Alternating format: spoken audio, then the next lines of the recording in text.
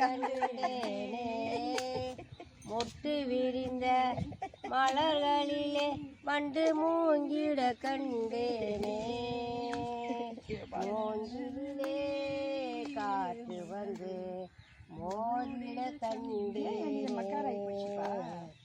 ஊதுதையா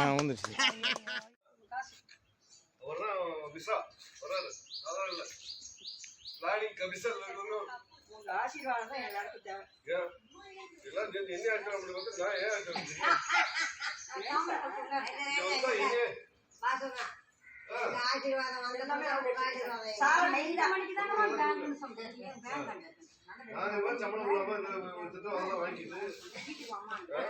ஒரு ஆள் வீட்டு வைக்கும் போது நாங்க 3 பேரை வச்சு வாழ்ந்துட்டு இருக்கோம்.